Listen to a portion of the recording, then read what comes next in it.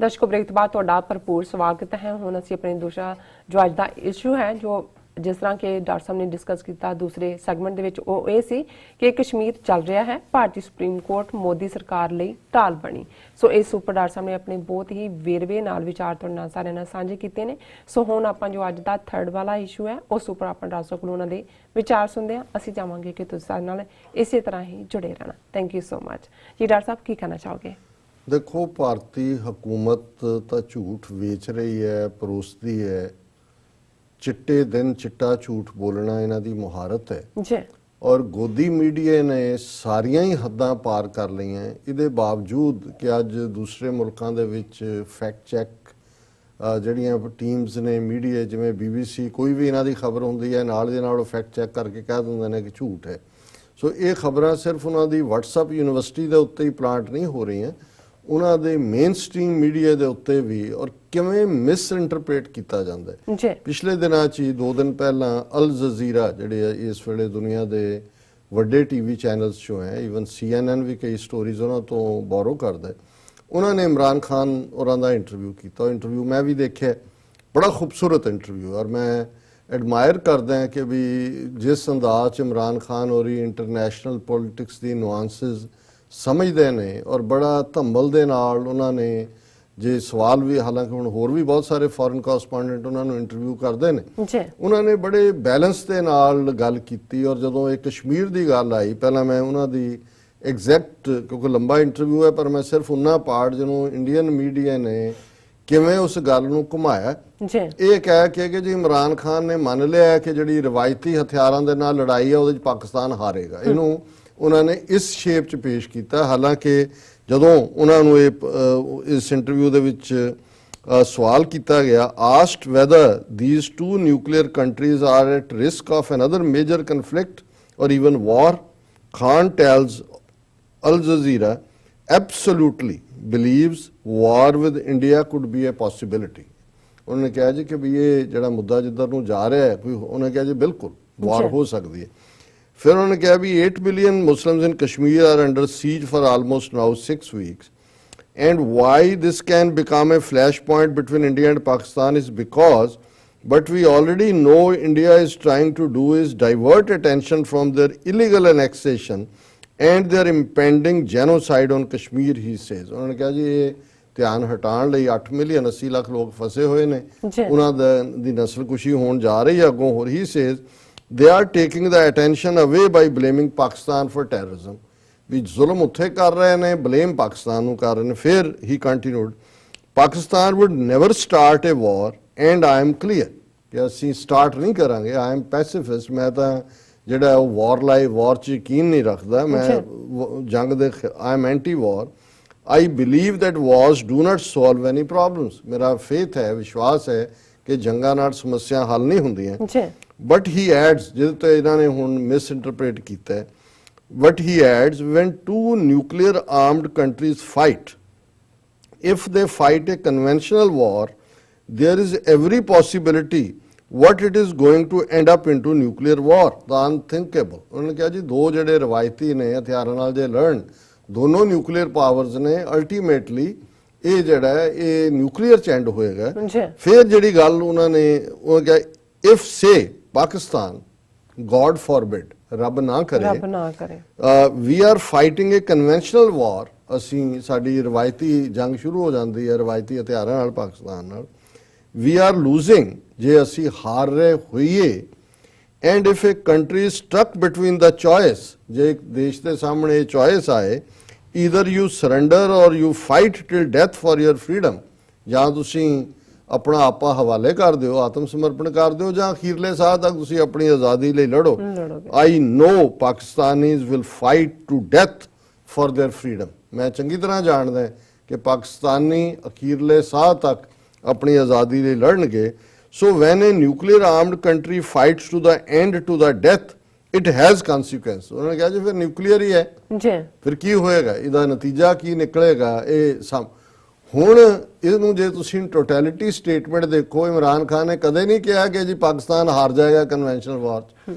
उन्होंने कहा कि भी जे वो सिचुएशन ਬਣਦੀ ਹੈ ਜੀ ਤੇ ਅਲਟੀਮੇਟਲੀ ਕਹਿਣਾ ਉਹ ਇਹ ਚਾਹੁੰਦੇ ਨੇ ਕਿ ਜਿਹੜਾ ਹੁਣ ਕੋਈ ਵੀ ਟਕਰਾਅ ਇੰਡੀਆ ਨਾਲ ਉਹ ਕਨਵੈਨਸ਼ਨਲ ਵਾਰ ਵੈਪਨਸ ਨਾਲ ਨਹੀਂ ਹੋਣਾ, ਕਨਵੈਨਸ਼ਨਲ ਵਾਰ ਨਹੀਂ ਹੋਣੀ, ਰਵਾਇਤੀ ਹਥਿਆਰਾਂ ਦੀ ਨਿਊਕਲੀਅਰ ਚ ਹੋਣਾ।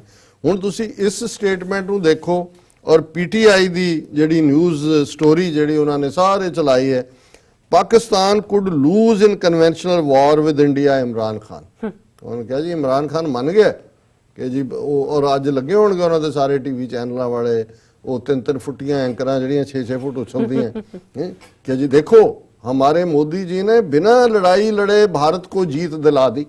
देखो इमरान खान कह रहा है भाई, और उधर जो ये इन्हां दी खबर है कह रही है Imran has also tacitly acknowledged that Pakistan could lose in conventional war with India and in that case there could be consequences। ਇਹ ਕੌਮੀਆਂ ਚ ਕੀਤਾ ਉਹਨਾਂ ਨੇ ਕਿਹਾ ਜੀ ਉਹਨੇ ਮੰਨ ਲਿਆ ਕਿ ਉਹ ਹਾਰ ਸਕਦਾ ਹੈ।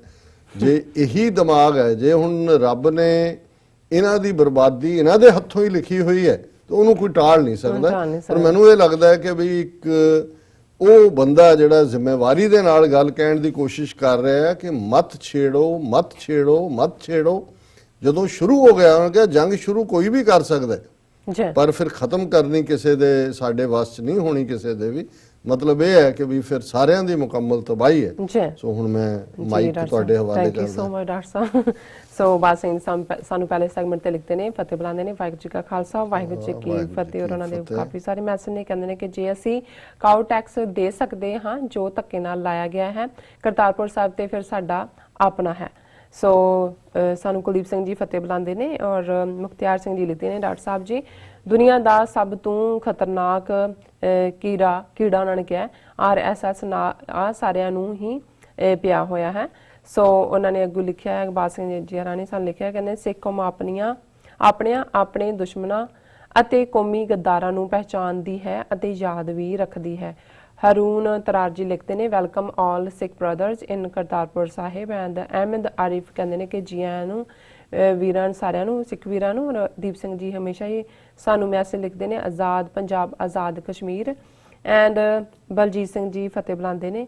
ਐਂਡ ਐਸ ਸੁਰਿੰਦਰ ਜੀ ਸਾਨੂੰ ਲਿਖਦੇ ਨੇ, ਅਮਿਤ ਸ਼ਾਹ ਦਾ ਹਿੰਦੁਸਤਾਨ ਏਜੰਡਾ। ਅਮਿਤ ਸ਼ਾਹ ਨੇ ਹਿੰਦੀ ਦਿਵਸ ਮੌਕੇ ਇੱਕ ਰਾਸ਼ਟਰ ਇੱਕ ਭਾਸ਼ਾ ਦਾ ਬਿਆਨ ਦੇ ਕੇ ਹਿੰਦੁਸਤਾਨ ਦਾ ਏਜੰਡਾ ਲਾਗੂ ਕਰਨ ਦੀ ਗੱਲ ਕਰਕੇ RSS ਦੇ ਏਜੰਡੇ ਦੀ ਗੱਲ ਕੀਤੀ ਹੈ ਜੋ ਕਿ ਹੌਲੀ-ਹੌਲੀ ਕਾਮਯਾਬੀ ਨਾਲ ਲਾਗੂ ਹੋ ਰਿਹਾ ਹੈ। ਪੰਜਾਬੀ ਜ਼ੁਬਾਨ ਵਿੱਚ ਲਿਖਣ ਵਾਲਿਆਂ ਦੇ ਢੇਰ ਲੱਗੇ ਹਨ, ਲੇਕਿਨ ਜਦੋਂ ਪੰਜਾਬੀ ਜ਼ੁਬਾਨ ਤੇ ਹਮਲਾ ਹੋਵੇ ਸਾਰਿਆਂ ਦੇ ਮੂੰਹ ਤੇ ਜਿੰਦਰਾ ਲੱਗ ਜਾਂਦਾ ਹੈ।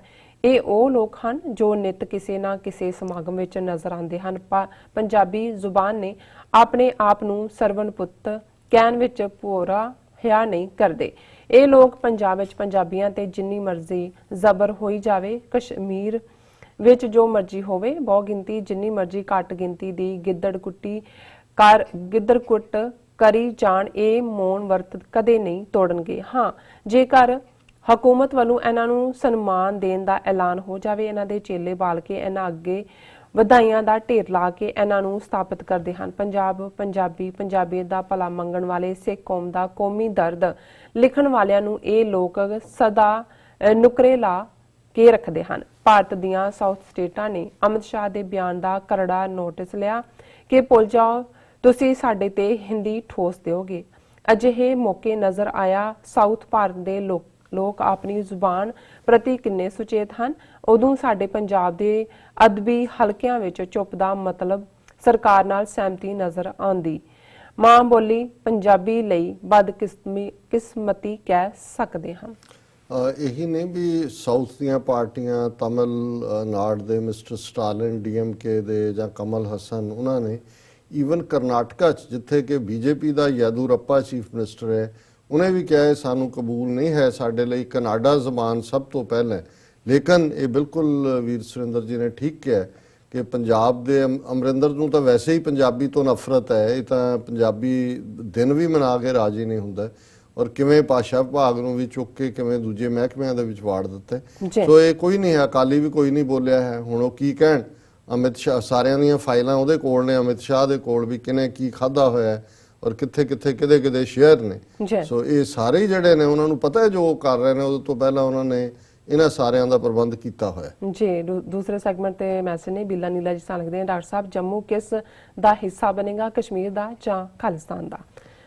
ਦੇਖੋ ਅਸੀਂ Jammu and Kashmir the integrity ਅਸੀਂ ਸਮਝਦੇ ਹਾਂ ਕਿ ਜਿਹੜੀ ਸਿਚੁਏਸ਼ਨ 5 ਅਗਸਤ ਤੋਂ ਪਹਿਲਾਂ ਸੀ ਉਹਦੇ ਥੱਲੇ ਜੰਮੂ ਕਸ਼ਮੀਰ ਦੇ ਲੋਕਾਂ ਨੂੰ ਪਲੇਬਸਾਈਡ ਦਾ ਹੱਕ ਹੋਣਾ ਚਾਹੀਦਾ। ਸੋ ਇਹ ਸਾਡਾ ਇਸ ਦੇ ਉੱਤੇ ਸਟੈਂਡ ਜੀ ਪ੍ਰਿਤਪਾਲ ਸਿੰਘ ਜੀ ਲਿਖਦੇ ਨੇ ਆਜ਼ਾਦ ਪੰਜਾਬ ਆਜ਼ਾਦ ਕਸ਼ਮੀਰ ਐਂਡ ਸਾਕਿਬ ਤਰਾਰ ਜੀ ਵੀ ਇਸ ਤਰ੍ਹਾਂ ਹੀ ਲਿਖਦੇ ਨੇ ਔਰ ਨਵੀਦ ਅਹਿਮਦ ਨਵੀਦ ਲਿਖਦੇ ਨੇ I want free Kashmir and Khalistan and Darshan Singh ji ਸਾਨੂੰ ਫਤਿਹ ਬੁਲਾਉਂਦੇ ਨੇ। ਪਾਲ ਸਿੰਘ ਜੀ ਕਹਿੰਦੇ ਨੇ Gogoi is going to entire in mid ਹਾਂਜੀ retire in mid of November after that they will fix their own ਜੱਜ and will definitely do something Ranjan big. Gogoi ਨੂੰ ਵੀ ਇਹਨਾਂ ਨੇ ਕਾਣਾ ਕਰ ਦਿੱਤਾ ਸੀ ਜਦੋਂ ਕਿਸੇ ਔਰਤ ਨੂੰ ਖੜਾ ਕਰਕੇ ਉਹਦੇ ਤੇ ਸੈਕਸ਼ੂਅਲ ਹਰਾਸਮੈਂਟ ਦੇ ਚਾਰਜ ਫਿਰ ਪ੍ਰੋਟੈਸਟ ਕਰਵਾ ਦਿੱਤਾ ਹੈ ਜੀ ਉਹਦੀ ਫੂਕ ਕੱਢ ਦਿੱਤੀ ਹੋਈ ਹੈ। ਸੋ ਉਹ ਵੀ ਹੁਣ ਰਿਟਾਇਰਮੈਂਟ ਤੱਕ ਹਾਲਾਂਕਿ ਦਿਲੋਂ ਉਹ ਇਹਨਾਂ ਦੇ ਨਾਲ ਨਹੀਂ ਹੈ ਲੇਕਿਨ ਉਹਦੀ ਵੀ ਮਜਬੂਰੀ ਬਣੀ ਹੋਈ ਹੈ ਕੋਈ ਨਾ ਕੋਈ ਫਾਈਲ ਉਹਨੂੰ ਵੀ ਸੱਦ ਕੇ ਦਿਖਾ ਦਿੱਤੀ ਹੋਣੀ ਹੈ